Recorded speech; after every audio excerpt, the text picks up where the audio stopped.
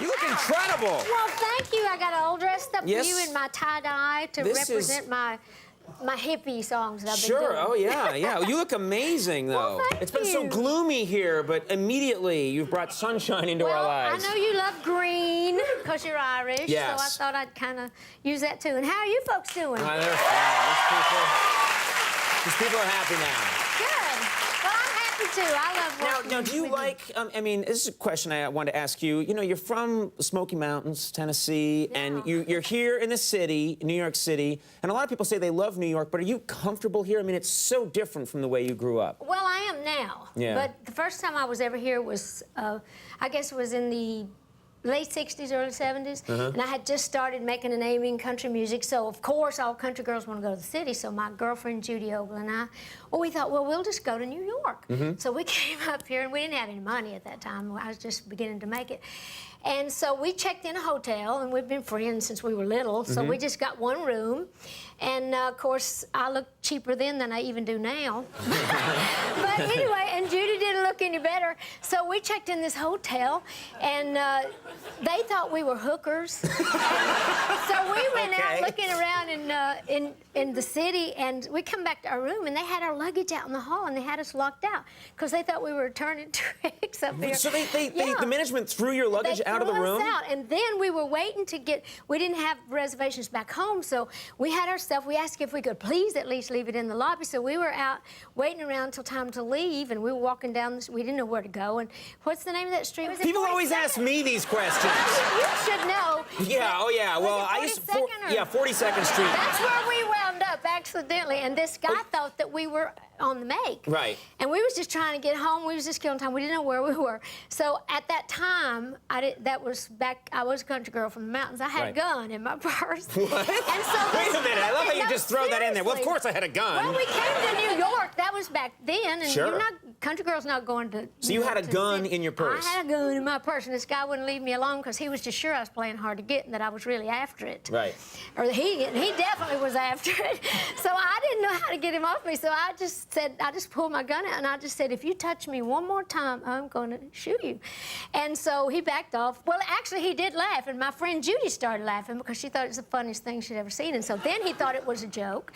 Anyway, it was a long story. When people in New York pull a gun, they don't have, it doesn't usually end up in giggling, you know? No, I know, but she just thought it was funny that I did that, and he thought then it really was a joke because he thought we were running in pairs.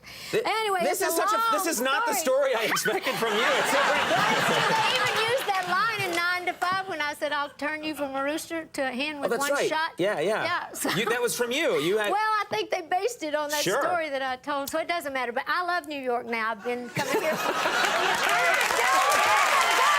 a hilarious story, though. Packing now.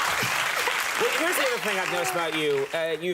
You've had so much sort of surreal amount of success in your life, but you're not just this way in front of the camera. The times I've talked to you off camera, you're just a very humble person, very nice, real person. How do you keep yourself so grounded, despite the fact that you've had this enormous amount of, success? Well, that's a very good question, and thank you for the thought. I love what I do, and I'm very grateful that I've made it. I don't know how many people really get to live to see their dreams come true, but I have a good family, a good support system. One good example was years ago, one of the things that I was most proud of, they put a bronze statue of me in the courthouse yard of our hometown. And I was so proud of that, and I was just bragging, just because I was proud, not being conceited, but I went on and on about it a little too much, and my dad said, I said, Dad, don't you think that's great?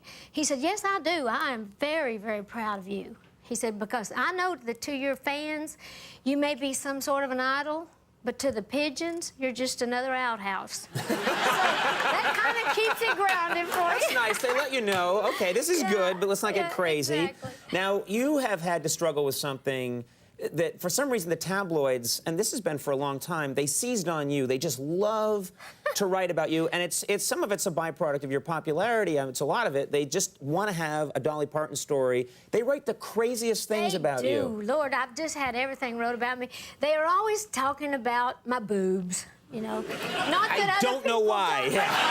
But they say such, and they're not that big. It's just that I'm little and they're big in comparison to that. Well, they're That's not true. Okay, they're yeah. Well, they are big, but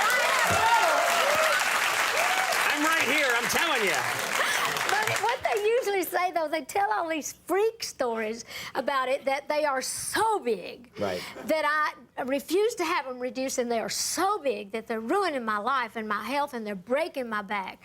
And they'll have things in the tablets where it says, I'm flat on my back, I can't move, and I can't get up and down because of the boobs. You know, it's funny because they do write all these stories that Dolly can't even get out of bed because her breasts are so, big. They do say that. They do seem like they'd be heavy, though. Well, they are heavy. That's why I do so many Led Zeppelin songs. Led balloons, getting heavy. I just do that. That's all right. Hey, you're allowed to do those They jokes. are heavy, but to be honest, if they get too heavy, I got some bongo stands. I just go rest them for. I was backstage